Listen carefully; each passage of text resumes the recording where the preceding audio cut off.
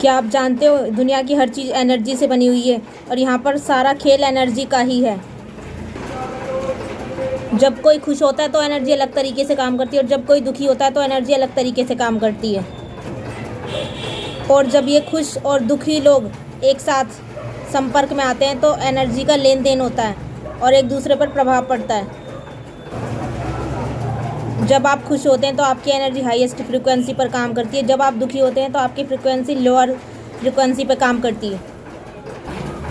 Energy exchange का लेन then चलता रहता है जब तक एक दूसरे से लोग एनर्जी एक्सचेंज करते रहते हैं, और जब तक इंसान सीख नहीं जाता है तो इंसान दुखी रहने लगता है और सुखी वाला दुखी रहने लगता है और दुखी वाला सुखी रहने लगता है, क्योंकि एक दूसरे की एनर्जी का एक्सचेंज हो रहा है।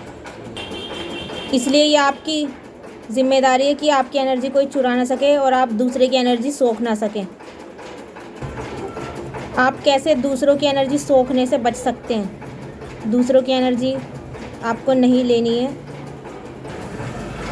दूसरी बात, अगर आपकी एनर्जी पहले से ही कम है तो आप दूसरों की एनर्जी सोखने से बचें। पहली कंडीशन की बात करें तो आपको दूसरों की एनर्जी सोखने से बचने की ज़रूरत है। पहली कंडीशन की बात करें तो आपको अपने ध्यान को यूं ही किसी पर नहीं लगाना है, और अगर आप किसी पर ध्यान दे भी रहे हैं तो उसके बुरे के बारे में तो बिल्कुल ना सोचें,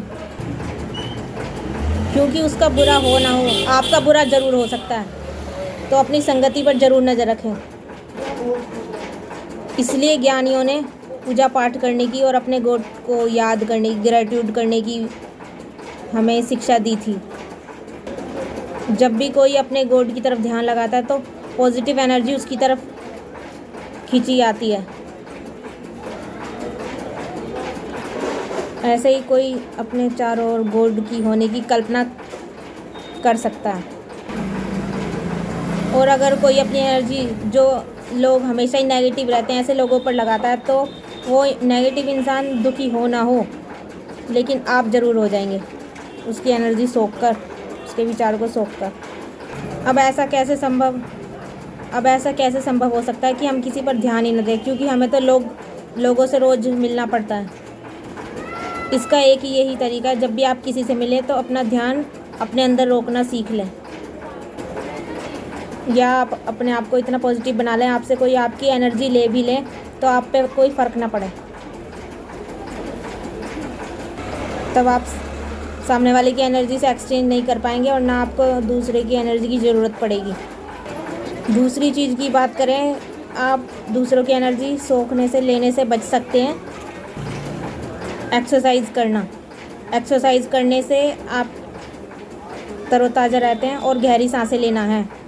गहरी सांसें लेने से आपकी एनर्जी खुद ही पॉजिटिव हो जाती है।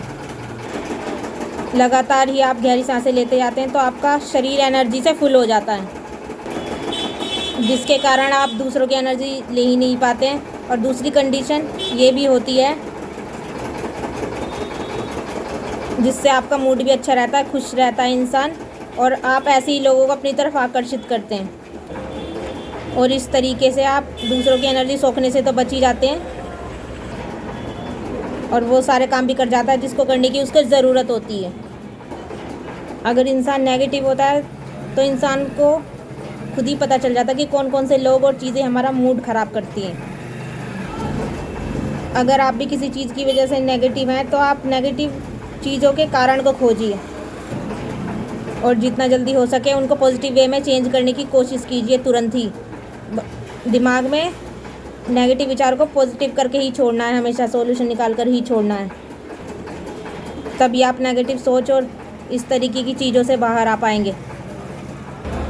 आपको अपने एनर्जी के लेवल को हाई रखना सीखना ही होगा, तभी आप अपने आप को पॉजिटिव रख पाओगे और नेगेटिव लोगों से, विचारों से दूर रह पाओगे। तो आज की वीडियो में इतना ही और हम आपसे जल्दी मिलते हैं। तब तक के लिए अपना ख्याल रखें। चैनल को सब्सक्राइब करें, लाइक करें, कमेंट करें। धन्यवाद।